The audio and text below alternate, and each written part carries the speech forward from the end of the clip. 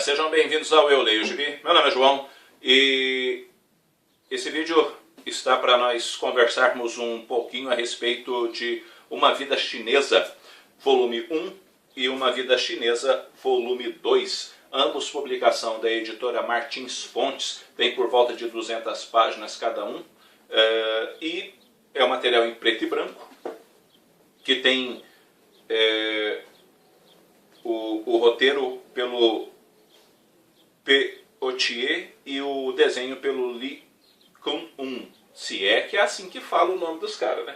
Mas enfim, a ideia aqui, né, obviamente, é contar a história da China a partir dos olhos do próprio chinês, a partir da pessoa que lá estava presenciando os acontecimentos. São 3 volumes, na verdade. A editora Martins Fontes publicou 2, né? Então estamos aí no aguardo do 3º volume. O primeiro volume tem por título O Tempo do Pai e o segundo volume tem por título O Tempo do Partido. Nesse primeiro volume ele vai estar dedicado especificamente no período em que o Mao Tse Tung foi o presidente, o regente da China. E vai dizer então que, pegando ali todo esse período que ele foi ali da década, comecinho, finalzinho da década de 40 para início da década de 50, que ele teve regendo a China, houve uma coisa chamada ali de Revolução Cultural.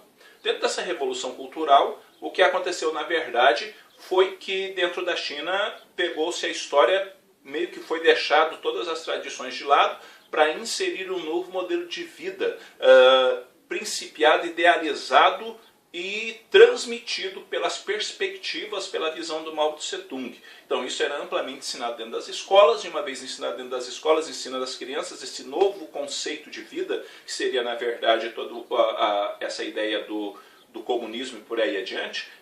Você acaba criando, obviamente, uma sociedade futura que vai estar sujeita a você, porque você está educando as crianças desde pequeno como pensar, de que jeito pensar e viver submetido aos conceitos, às ideias de uma determinada pessoa. A isso, para ajudar, cria-se também, obviamente, um livro específico só com citações do Mao Tse Tung. E a partir dessas citações, as crianças têm o dever, e não só as crianças, a população tem o dever de conhecer essas citações para poder ter essas citações como princípio de vida. Logo, o Mao Tse Tung vira uma espécie de divindade dentro desse tipo de cultura, e aquilo que está contido nesses livros, nesse livro nada mais é que uma espécie de bíblia, de texto sagrado, que nem de perto alguém ousaria questionar. Obviamente que há nisso a ideia de desapropriar as pessoas que têm terras, isso e aquilo, para que todo mundo, entre aspas, viva de maneira igual, e consequentemente dentro deste viver igual, a China caminhe dentro de um mar de prosperidade. Só que nada disso na verdade acontece. O que acaba gerando,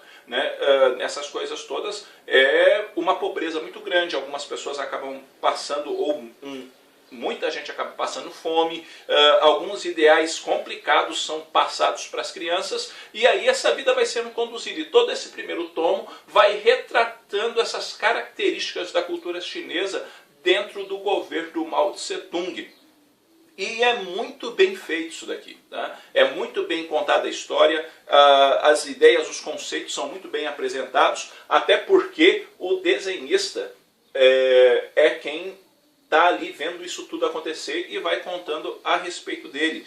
E dentro dessa proposta dele mesmo se expondo, né, ele conta com a ajuda do roteirista para dar uma exposição melhor daquilo que ele está aprendendo, daquilo que ele está contando, de todas as questões da família dele, como que isso foi vivenciado, e as pessoas inclusive denunciando uma a outra e aquela coisa toda, porque há uma fidelidade muito grande ao Mao Tse Tung, uma fidelidade maior, inclusive, que você deve ter à sua própria família. Já no volume 2, que é chamado O Tempo do Partido, a gente vai, ele já rola pós Mao Tse Tung, ou seja, o cara morre, porque ninguém é eterno, não é mesmo? O cara acaba morrendo, e o partido é que acaba dessa maneira assumindo a condução da China.